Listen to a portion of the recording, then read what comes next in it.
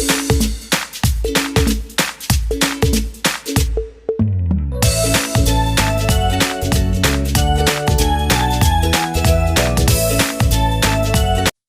बच्चों, कैसे हैं आप। आज मैं आपको आपकी उत्कर्ष हिंदी पाठमाला का पाठ 15 सैनिक तुझे सलाम पढ़ाने जा रही हूँ, जो कि एक कविता है और जिसके कवि स्वामी सत्यमित्रानंद गिरी जी हैं। कविता को पढ़ाने से पहले मैं आप सबसे यह कहना चाहती हूँ कि जिसने भी अभी तक मेरे चैनल को सब्सक्राइब नहीं किया, इसे लाइक करें, ज़्यादा से ज़्यादा अपने फ्रेंड्स को शेयर करें और सब्सक्राइब करें। मेरी आपसे यह भी रिक्वेस्ट है कि मेरे वीडियो को आप अंत तक देखें, जिससे कि कविता का अर्थ आपको अच्छी तरह समझ में आ जाए। आप जानते ही हैं हमारे सैनिक किन परिस्थितियों में सीमा पर चौकसी करते हैं, उन्हें कैसे कैसे कष्ट झेलने पड़ते हैं, उनके परिवार को उनकी अनुपस्थिति कितनी सताती है, उन्हें अपनी या अपनों से कहीं अधिक देश की सुरक्षा की चिंता बनी रहती है। उनमें ऐसे अनेक गुण होते हैं जिनके बारे में हम आप तो सोच भी नहीं सकते। अब मैं पढ़ती हूँ पाठ प्रवेश। इन दोहों में कवि ने एक सैनिक के हृदय में झांक कर देखा है, एक सैनिक के मनोभावों से हमारा परिचय करवाया है। उनकी दिनचर्या, रात्रिचर्या, उसकी सजगता, उसकी कर्तव्य निष्ठा, देश के प्रति उसके समर्पण, मातृभूमि के प्रति उसकी श्रद्धा और बलिदान की भावना को शब्दों के माध्यम से उजागर किया है। भारत माता के इन सदा चौकस रहने वाले रक्षक सपूतों की बदौलत ही हम अमन चैन से रह रहे हैं। अब मैं कविता पढ़ना शुरू करती हूँ और साथ ही साथ उसका संदर्भ और प्रसंग लिखना भी आपको बताऊंगी। मैं आपसे यह भी कहना चाहती हूँ कि कविता की सभी पंक्तियों का संदर्भ और प्रसंग एक ही होगा। कोई भी पैराग्राफ जब हम उसकी व्याख्या करेंगे तो उनका प्रसंग और संदर्भ यही होगा जो मैं अब आपको बताऊंगी। अब मैं पढ़ना शुरू करती हूँ। युद्ध भूमि मसी पात्र है सैनिक कलम समान, बलिदानों के पृष्ठ पर गाथा लिखी महान। इसकी व्याख्या समझाने से पहले मैं आपको यह समझाती हूँ कि पंक्तियों की व्याख्या करने से पहले संदर्भ और प्रसंग कैसे लिखा जाता है। संदर्भ। प्रस्तुत पंक्तियाँ हमारी पाठ्य पुस्तक उत्कर्ष हिंदी पाठमाला के पाठ 15 से सैनिक तुझे सलाम कविता से ली गई हैं। यह पंक्तियाँ स्वामी सत्यमित्रानंद गिरी के द्वारा लिखी गई हैं। अब मैं आपको बताऊंगी कि प्रसंग कैसे लिखा जाता है। स्वामी सत्यमित्रानंद गिरी जी ने इस कविता में एक सैनिक के हृदय में झांक कर देखा है और एक सैनिक के मनोभावों से हमारा परिचय करवाया है। कविता में सैनिक की दिनचर्या, मातृभूमि के प्रति बलिदान की भावना, कर्तव्य निष्ठा की भावना आदि का वर्णन हुआ है। अब मैं आपको व्याख्या समझाती हूँ। युद्ध भूमि मसी पात्र है। मसी का अर्थ होता है स्याही, पात्र का अर्थ होता है बर्तन, था स्याही की दवात। युद्ध भूमि मसी पात्र है सैनिक कलम समान। युद्ध भूमि एक स्याही की दवात के समान है और सैनिक कलम के समान है। बलिदानों के पृष्ठ पर गाथा लिखी महान। बलिदानों के पृष्ठ पर सैनिकों की वीरता की महान गाथाएं लिखी गई हैं, अर्थात हमारे देश के वीर सैनिक देश के लिए अपना बलिदान देकर इतिहास लिखते हैं। सीमा पर प्रहरी बने नहीं स्वीदा की चाहा, पट कुटीर में वास कर चले समर की राह। प्रहरी का अर्थ होता है पहरा देने वाले, पहरेदार। सुविधा सुख सुविधाएं, चाह इच्छा। पट का अर्थ होता है कपड़ा। कुटीर का अर्थ होता है कुटिया या झोंपड़ी। वास का अर्थ होता है रहते हैं। समर की राह, युद्ध के रास्ते पर। अब मैं आपको इसकी व्याख्या समझाती हूँ। सीमा पर प्रहरी बने, नहीं सुविधा की चाह। सैनिक अपनी कोई किसी भी सुख सुविधाओं की इच्छा ना रखते हुए देश की सीमा पर पहरेदार बनकर खड़े रहते हैं। पट कुटीर में वास कर चले समर की राह। वे लोग कपड़े से बनी हुई झोंपड़ी अर्थात तंबू में रहते हैं और युद्ध की राह में वह चल पड़ते हैं, अर्थात अपने देश की रक्षा की खातिर युद्ध करने के लिए निकल पड़ते हैं। सुख निंद्रा में लीन जग, सैनिक आंखें खोल। मातृभूमि रक्षा करे, रात रात भर डोल। सुख निंद्रा, निंद्रा का अर्थ होता है नींद, जग का अर्थ होता है संसार, मातृभूमि अपनी देश की भूमि। अब मैं इन अर्थों की सहायता से आपको व्याख्या समझाती हूँ। सुख निंद्रा में लीन जग, सैनिक आंखें खोल। जब सारा संसार रात को आराम से सुख की नींद सो रहा होता है, उस समय सैनिक रात भर जागते हुए देश की सीमाओं पर घूम घूम कर पहरा देते हैं। मातृभूमि रक्षा करे, रात रात भर डोल। वह देश की सीमाओं पर घूम घूम कर पहरा देते हैं, जिससे कोई दुश्मन देश के सैनिक उनके देश की सीमाओं में प्रवेश न कर सके।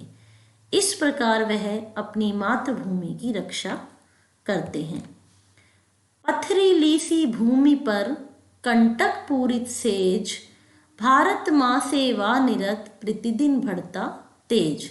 पथरीली का अर्थ होता है पत्थर, कंटक कांटे, सेज का अर्थ होता है बिस्तर। अब मैं आपको व्याख्या समझाती हूँ। पथरीली सी भूमि पर कंटक पूरित सेज, पत्थरों से बनी हुई भूमि है, कांटों से भरा हुआ बिस्तर है। भारत माँ सेवा निरत प्रतिदिन बढ़ता तेज, फिर भी हमारे सैनिक निरंतर भारत माता की सेवा करते रहते हैं, जिससे उनका तेज प्रतिदिन बढ़ता रहता है। इस प्रकार के हमारे देश के वीर सैनिक हैं। तंद्रा आई तनिक सी, तभी सुनी पदचाप। शस्त्र उठा धरती पड़ा, चला चले ज्यों सांप। तंद्रा का अर्थ होता है नींद, तनिक का अर्थ होता है थोड़ी सी, और पदचाप का अर्थ होता है कदमों की आहट। अब इन अर्थ की सहायता लेकर मैं पंक्तियों की व्याख्या करना शुरू करती हूँ। तंद्रा आई तनिक सी, तभी सुनी पदचाप। कवि कहता है, जैसे ही हमारे सैनिकों को थोड़ी सी नींद की झपकी आती है, वैसे ही उन्हें किसी के कदमों की आहट सुनाई देती है।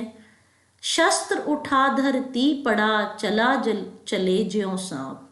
और वह शस्त्र उठाकर धरती पर रेंगते हुए युद्ध करने के लिए निकल पड़ता है। अर्थात सैनिक नींद में भी इतने सतर्क होते हैं, चौकन्ने होते हैं कि वह शत्रु के कदमों की आहट महसूस कर लेते हैं। वह धरती पर इस तरह से रेंगता हुआ चलता है जिस प्रकार एक सांप धरती पर रेंगता है। ऐसे हमारे देश के वीर सैनिक हैं। सुख भोगी क्या जानते, सैनिक साहस जोर। अवसर मिलते टूटता, ज्यों बादल घनघोर।